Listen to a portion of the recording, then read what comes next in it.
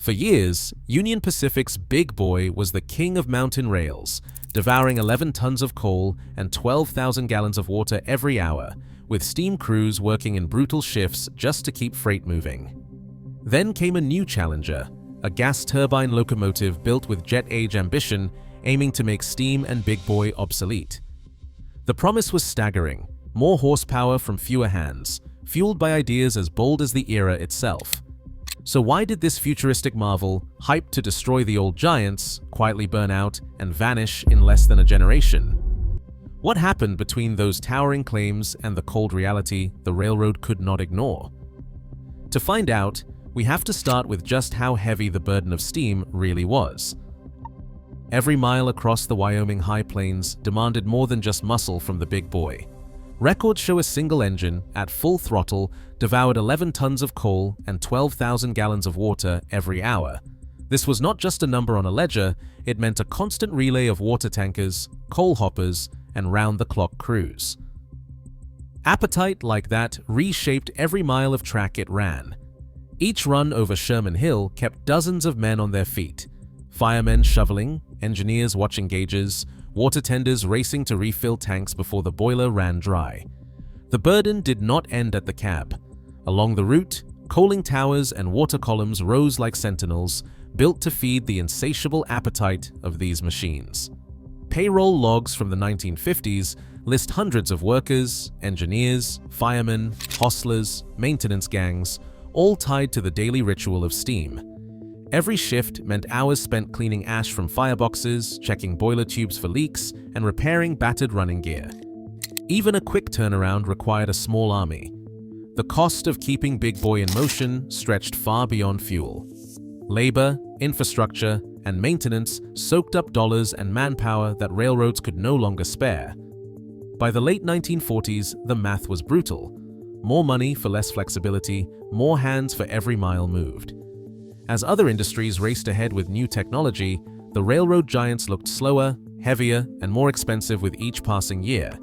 The pressure to find a cheaper, simpler way to move freight grew impossible to ignore. The search for a new kind of power, something that could outmuscle the Big Boy without dragging a support network behind it, became not just a hope, but a necessity. General Electric's design office buzzed with a single radical question: what if you could move a freight train with the same kind of power that pushed jet aircraft into the sky? In 1948, Union Pacific and General Electric engineers began sketching an answer. Their plan was both simple and bold. Instead of burning coal to boil water, a gas turbine, essentially a jet engine running on the ground, would spin at thousands of revolutions per minute. That spinning shaft would drive a generator. The generator would send electricity straight to the traction motors on each axle. It was, as one engineer put it, like having a jet engine turn a giant electric drill, with the wheels doing the work.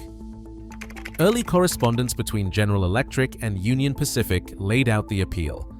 The turbine had no pistons, no firebox, no maze of moving rods. Fewer moving parts meant less to wear out, at least in theory. And with a single turbine unit, the railroad could do away with double-heading of steam giants over the mountains. The promise was clear: more power from one machine, fewer hands in the cab, and a future free from the endless cycle of ash cleaning and boiler repairs. Engineers pictured a locomotive that could swallow the longest, heaviest trains and spit them out over Sherman Hill without breaking a sweat. The turbine's appetite would be fed by bunker C oil, a cheap heavy residue from the bottom of the refinery barrel. It was thick as tar at room temperature, but plentiful and, at the time, dirt cheap. General Electric's design would heat it until it flowed, inject it into the turbine's blazing core, and unleash a torrent of spinning power. The concept seemed unstoppable. Union Pacific's board signed on, and General Electric set to work building the first prototype. In the minds of railroad executives, the age of steam was already living on borrowed time. The next chapter would be written not in coal dust, but in the white-hot scream of a turbine spinning above the rails. On a cold spring morning in 1954, a single gas turbine locomotive rolled out of the Cheyenne yard and pointed its nose towards Sherman Hill. The grade ahead had humbled generations of steam, but this time, the train would climb without a helper engine. Crews lined the right-of-way to watch. Reporters scribbled notes, and Union Pacific's managers hovered near the radio, waiting for updates. As the turbine throttled up, its jet-like whine drowned out every other sound on the high plains. The engine, trailing a full freight, accelerated smoothly past the point where big boys would have started to strain. On the steepest section, the turbine held speed above 20 miles per hour, several miles faster than the best steam runs on record. Timetables from that day show one locomotive doing the work that once demanded two, and doing it faster. Triumph. The demonstration film from that run captured something electric, a machine that seemed to flatten the mountain, not just climb it. Union Pacific's public relations office rushed out a press release boasting of a new era, one where a single crew in a single cab could move more freight more quickly with less effort than ever before. Engineers in the cab reported an almost eerie smoothness.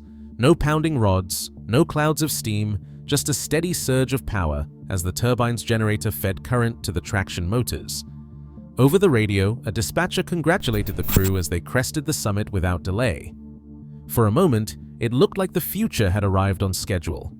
The numbers from that day, gross tonnage, elapsed time, speed over grade, became the centerpiece of Union Pacific's board meetings and trade journal features. The turbine had conquered Sherman Hill, the ultimate proving ground, and done it with style. The company's optimism soared. If this was what jet age power could do on the hardest run in the West, what limits could possibly remain? Power. The first real test of the turbine's promise did not come in a press release. It came in the operating logs. Engineers watching the numbers along the main line noticed the fuel gauges dropping faster than anyone expected. The turbine's appetite for bunker C oil became impossible to ignore. Records from the Cheyenne yard show a figure that would haunt the program: 12 to 15 gallons of fuel burned for every mile of track. That number stood in stark contrast to the projections. For comparison, the diesels pulling similar freight burned less than half that amount. The power was real, but the balance was already tipping. A note scribbled in the margin of one engineer's logbook reads, "She runs strong, but she drinks like a fleet." The turbine delivered on power, but the cost came due at every fill. Fuel tenders meant to stretch range now seemed barely adequate. Crews found themselves topping off at every major terminal, and sometimes they waited while heavy oil was heated enough to flow because bunker C behaves like tar and needs heat. The turbine's smooth climb over Sherman Hill came at a price, one that did not show in headlines but in the monthly invoices for bunker C. Union Pacific accountants started running their own numbers. The more they checked, the more the efficiency myth unraveled. Maintenance logs and ledgers show the fuel bill ran double, sometimes triple, what a comparable diesel would cost for the same work. The ledger, once filled with optimism, began to fill with red ink. Managers began to worry how long the railroad could afford to feed this hungry new machine. By then, the question was no longer whether the turbine could outmuscle the big boy, it was whether it could outrun its own appetite. Inside the Cheyenne roundhouse, the promise of turbine simplicity gave way to a grinding routine. Early optimism about fewer moving parts faded as shop logs filled with turbine blade replacements and clogged fuel lines. Bunker C oil, thick as tar, left a trail of ash and grit that chewed at the heart of each engine. Maintenance records from the late 1950s show a steady climb in downtime. What started as 20% of a unit's life spent in the shop crept toward 50% within a few years. For every day a turbine ran the main line, another day was lost to blade inspections, fuel system flushes, and generator repairs. The difference from diesel was stark. Standard diesels could be patched with off-the-shelf parts from any division. Turbine units sat idle, waiting weeks for a shipment from General Electric's factory back east. A foreman's note from 1961 reads, "We know how to fix a diesel with a wrench and a part from the shelf. With these turbines, we wait, sometimes a month, for blades." Each overhaul required skills few mechanics had. Crews learned on the job, sometimes by trial and error, sometimes by calling General Electric engineers for advice. The roundhouse became less a place of routine service and more a hospital ward for ailing giants. The longer a turbine sat, the more it cost. Payroll and parts bills stacked up, and the railroad's faith in jet age power was replaced by frustration. The numbers spoke for themselves. The more advanced the machine, the more time it spent behind shop doors, waiting for a cure that never seemed to last. Laundry lines stretched across backyards in Laramie did not stand a chance. Residents began to notice sheets and shirts coming in, streaked with oily soot, stains that would not wash out. The culprit was easy to spot: the turbine locomotive exhaust, thick with bunker C residue, drifting over neighborhoods as trains thundered past. City Council minutes from 1959 record a spike in complaints. One resident wrote that the air was heavier and dirtier than anything the old steamers left behind. The smell was impossible to ignore, a heavy, lingering burnt oil that settled into porches and open windows. Families who lived along the right-of-way started to organize. Calls poured into the railroad office, some angry, others pleading for relief. A mother told a council meeting that her baby's clothes were ruined, and she said the town had asked for progress, not for this. The railroad sent representatives to town halls and promised cleaner fuel blends, but the problem never really went away. Engineers tweaked injection settings, looking for a clearer burn. Records show the basic chemistry of Bunker C made a clean exhaust almost impossible, because Bunker C is a heavy, tar-like fuel, and it needs heat, and handling the steam era had not required. Pressure mounted for Union Pacific to reroute the turbines away from town centers, but the engines were too valuable on mainline runs to sideline. Instead, the company shifted schedules, running turbines through at odd hours to dodge the worst of the complaints. Still, the stains kept coming, and the community frustration did not fade.